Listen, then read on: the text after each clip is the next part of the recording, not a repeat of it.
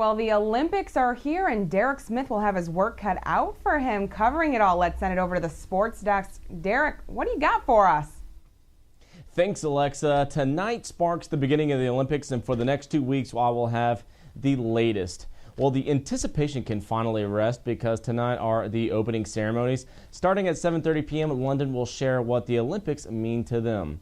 Starting tonight is swimming, so ladies, make sure you are glued to your television set because 14-time gold medalist Michael Phelps is back, and also a new name has surfaced, his rival Ryan Lochte. Lochte has sparked much attention and gained some notoriety after competing against Phelps during the off seasons, even beating him in some events, so it will definitely be exciting to see who will take home the gold.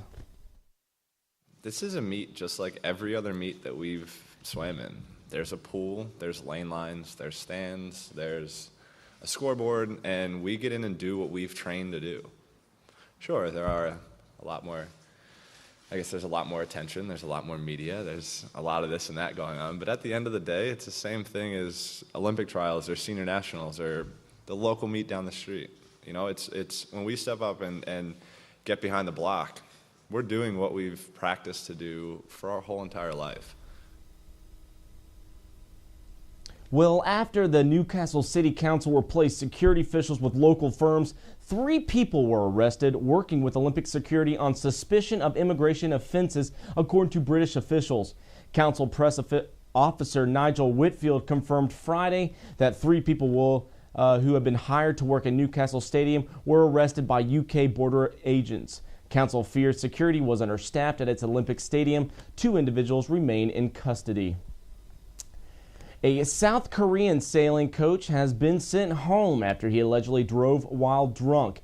Identified by his last name, Lee was pulled over by police early Wednesday morning in Weymouth, where the Olympic sailing events are being held. After the emergency meeting decided to send the coach home, he was additionally slapped with a $620 fine. Lee says he had some wine during dinner and drove home shortly after.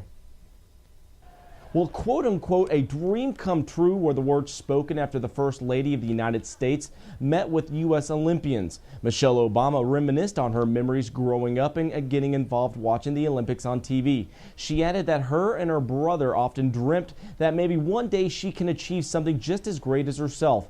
During breakfast in a London center with many USA athletes, the First Lady mentioned how influential the athletes are to those watching back home in North America.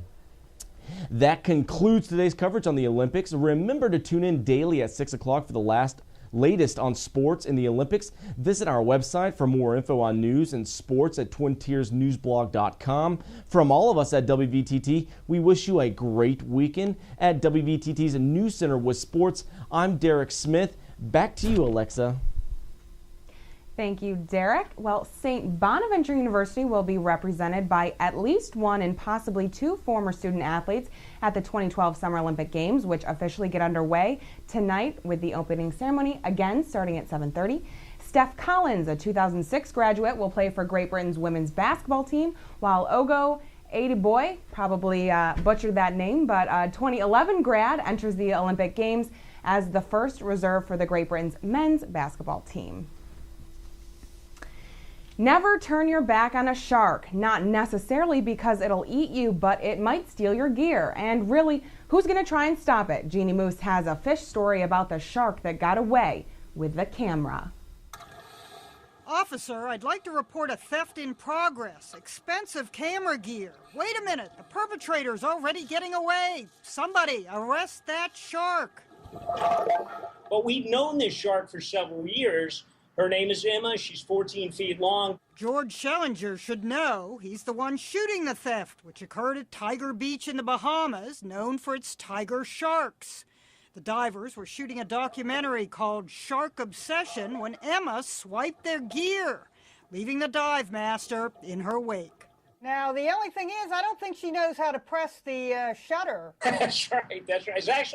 She was actually on the wrong side. Maybe the shark's just sick of all the annoying underwater paparazzi. Always sticking cameras in her face. Never giving her credit on Shark Week. The gear was worth about $15,000 and it weighed about 30 pounds. Sort of a heavy snack. So heavy, Emma dropped it within 100 feet or so, and the dive master was able to recover it undamaged. And though Emma's camera wasn't rolling, the one stolen a couple of years ago by this tiger shark was. It happened to the Stewart Cove's dive team in the Bahamas. He opened his mouth.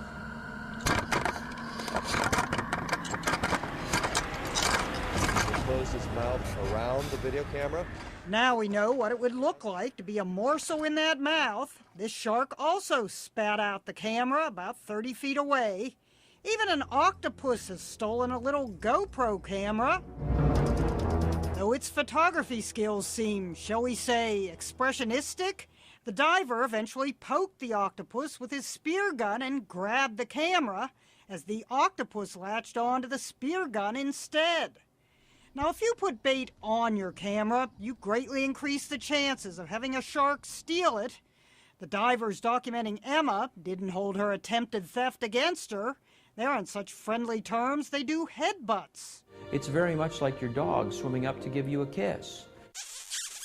At least they didn't have to kiss the camera goodbye. Sea life stealing from humans, it's enough to make a walrus whistle. Whistle. Jeannie Mo, CNN, New York.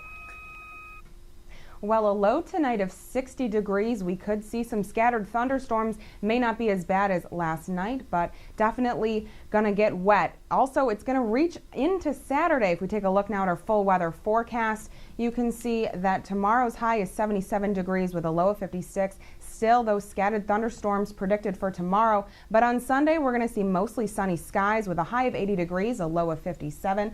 Monday will be partly cloudy, a high of 81, a low of 61. Tuesday, we could also see some thunderstorms come back, a high of 80 degrees, a low of 65. And we do have a storm update for you. Charles Cole Memorial Hospital is operating with the use of its generator system. So if you need to go to the hospital, they're still up and running.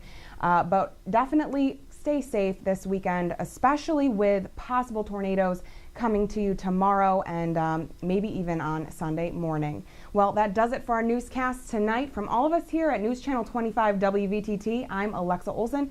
Thanks for watching and have a good night.